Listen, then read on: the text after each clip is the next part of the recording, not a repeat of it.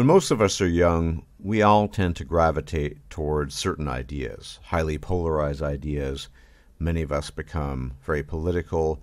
Many of us even become infatuated with certain ideologies.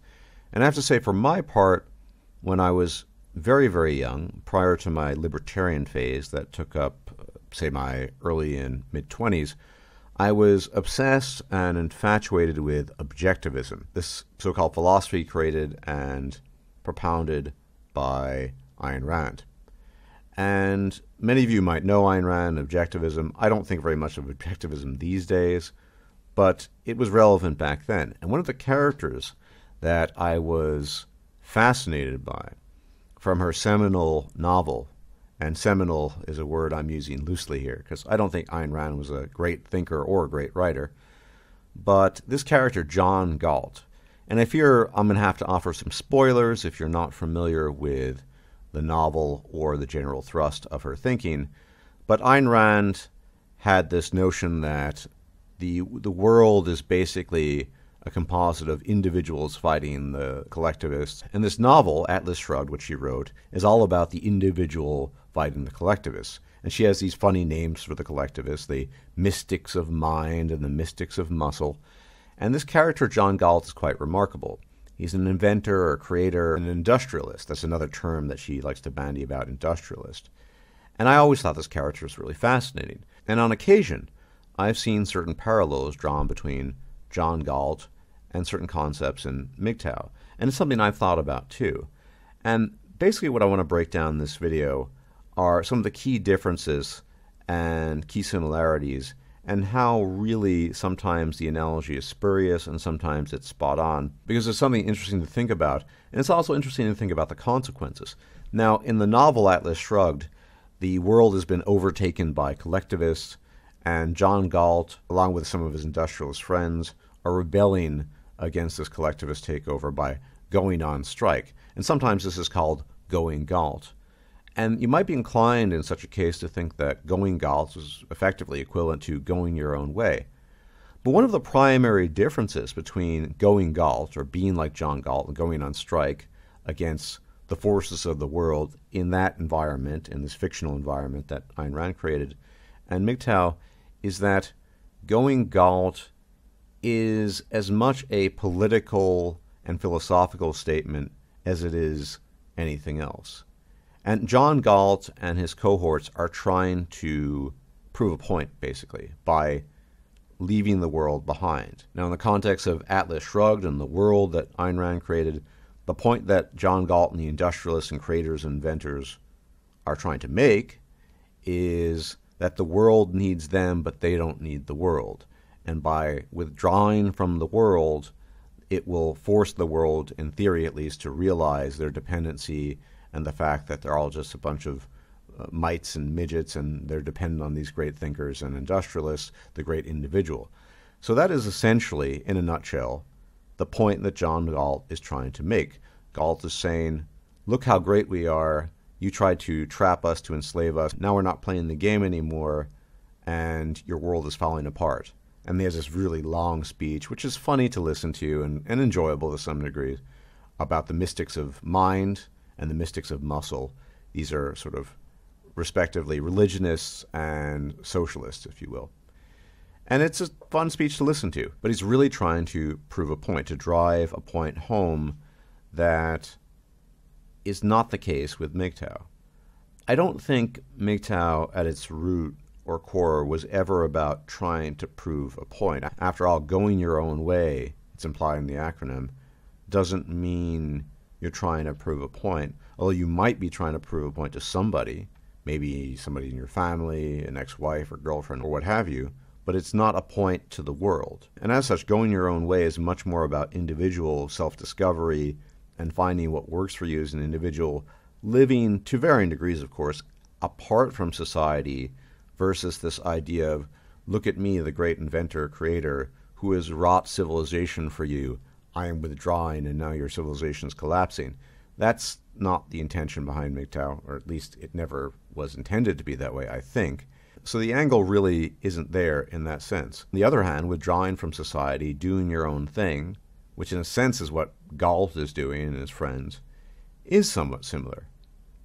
But one of the key differences I want to home in on in this video is in the realm of sexual politics, in the realm of status, and how things just work in terms of sexual dynamics in the sexual marketplace.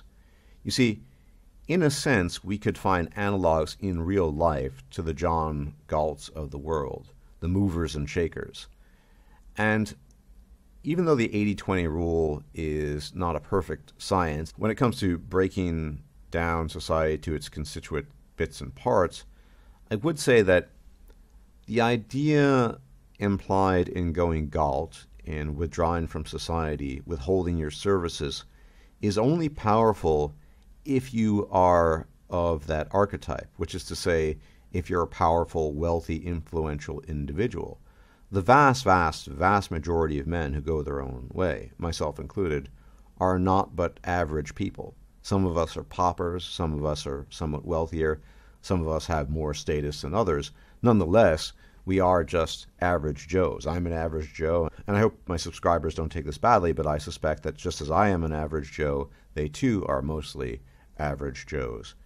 And as a consequence of that, the reach and impact we have by going our own way is negligible compared to the reach and impact of a fictional character such as John Galt. And again, the setting is very specific and the analogy is not perfect. But if I were to conjure up some kind of analogy in reality to compare the two, it would be the equivalent of, and I'm not talking about this in terms of personality, it would be the equivalent of somebody like Steve Jobs, maybe, who's deceased, or Bill Gates, or Elon Musk, or Peter Thiel, or take your pick. By citing such men, I mean men of high status, of great influence and reach, men that people instantly recognize. And more broadly, men who wield power, men who are running society, for lack of a better way of describing it. Now, we all know that men don't, quote-unquote, run society, but the ones who are most visible, because we know how the 80-20 rule works. People, specifically women, tend to only notice the top 20%, give or take, the men who are actually doing most of the things at the helm. Of course, the rest of us are just cogs in the machine, as it were, and therefore much less likely to be noticed. And I think this is another critical difference. The idea of going Galt could only really apply to the male elites of society, to the men who wield the most power, the most influence, to the men who, you could say, make the quote-unquote greatest contributions, although that's difficult to quantify, qualify, or define. And the reality is, despite a lot of discussion in the manosphere, and specifically in the MGTOWosphere, if you will, that somehow going your own way creates pushback or it creates resentment, I think by and large, based on my own limited observations, most people, specifically women, don't care if you're going your own way, because most women will look at your average Joe and just think, well, who cares? In fact, it's typical to see comments such as, oh, well, you're removing yourself from the gene pool, praise be, something to that effect. So that I think for the most part, the idea of going your own way is disanalogous to the idea of going Galt. And this is a powerful reminder. The idea of misandry, the idea that there's hatred for men, it's been many years since I actually believed in that. I don't think men are hated. I think there exists a pitiless indifference towards men. And so, inasmuch as there is misandry, it's as rare as actual misogyny is, actual hatred of women, actual hatred of men. It's just that most men are invisible, including myself, including many of you. And by being invisible, we don't warrant concern. And furthermore, we certainly don't warrant the attention that is oftentimes lavished upon extremely well-known, famous, infamous, wealthy, high-status men, such as some of the men I have mentioned just prior. And that's why I think ultimately, as a strategy or an idea, the idea behind MGTOW of forcing society to somehow bend to your will or creating a pressure bubble that's going to pop is simply not going to happen, because most men in the world are invisible. The ones that aren't invisible are the ones doing the most. They're always in the fray, as it were. As we all know, men rise and fall by such fortunes. The minute one of these men falls from grace, rest assured that his name and his legacy will largely be forgotten. He will disappear into the gutter with the rest of us. But that's really what it would take to have an impact, a meaningful impact, upon the rest of society such that people actually take notice. And by that, I mean not having an occasional article pop up in a magazine, or some report done on a news channel or what have you, or a blog. I'm talking about people actually paying attention. Now, it depends on what you want to achieve, of course. But for me, for example, in my own interpretation of going my own way, I want to be left alone, I want to be left in peace, and I want to keep my stress levels down. That's pretty much all I want from life, and occasionally do things I enjoy in as much as I can. I'm not looking for fame or glory, and I will never be that person who is going to change the world, and I think that's the case for most men, although we all seek different things, obviously. But in order to have a real impact, men withdrawing from society would have to be the men that people notice, the top 20%, the top brass, the men who at least appear to be the movers and shakers, in much the same sense that John Galt and the rest of the great industrialists in that novel, Atlas Shrugged, and it's not a novel I think that's great, mind you, did so as well, to prove a point. And furthermore, you really have to think about the incentives behind it. For the average man, there's a massive incentive to go your own way, obviously. And those of you who've been with me for a long time, well, I don't need to repeat the reasons. It should be pretty obvious to you by now. But if you're a really wealthy, powerful, influential man, what are the benefits? What boons do you receive from withdrawing from society? Obviously, we're not living in a dystopian fiction of the sort that Ayn Rand created, where the collectivists have taken over everything and you have to withdraw from society to prove the point of how dependent they are on you and how you created everything. No, that's not the case. No, the reality is that men of high status, high wealth, influence, and power have a lot of quote-unquote good things going for them. So why would they turn their backs on women? Why would they turn their backs on general interactions with the female population? Why would they simply withdraw and live a life of quiet solitude or quiet contemplation, just peacefully pursuing their hobbies? I think that's very, very unlikely. And all the more reason exists for that, if only because of the fact that such men tend to be glory hounds to begin with. So why would they seek to abandon that glory? Why would they withdraw from that glory?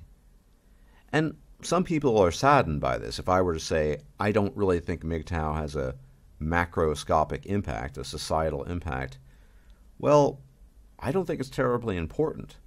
I know that I'm more content with the lifestyle I lead now than I was when I was running the rat race or involved in a way such that I was chasing glory, though I am not a glory hound. I was simply imitating and copying the dictates that had been handed to me. But it's not a big deal, I think. I mean, isn't that the province of MRAs who seek to change things actively? I don't think it's a solution, really, at least a macroscopic solution, but it can be a microscopic solution. It can lead you down a better path. So we don't need to go Galt, and MGTOW doesn't need to be analogous to going Galt. And whilst it might be not far from the mark to say that these days we live in a type of dystopian fiction, it's not the type that Ayn Rand envisioned in her novel Atlas Shrugged. And I think this pattern will continue to hold for the foreseeable future. Men who are average Joes, such as myself, and perhaps you, maybe you're not an average Joe, we will quietly recede into our own lives, and very few people will take notice. But that's hardly the end of the world, depending on what your goals are. So do I think MGTOW is going to change everything? No, I don't think it's going to change very much at all. But one thing it will change is your own life. And I think this is the lesson to be taken from all of this, that MGTOW is an individual choice, and it's best fitted for the individual, and it's best suited for the individual, and it's where you're going to reap the most benefit and where it's going to have the most impact. You're not going to change the world by going your own way, but you don't need to. All you need to do is change your own world. Everyone, thanks for watching, and I will check you out later. As always, may the gods watch over you. Bye-bye. If you liked this video, please like, share, and subscribe. And if you enjoy my content, please consider making a donation or becoming a patron. Thanks for watching.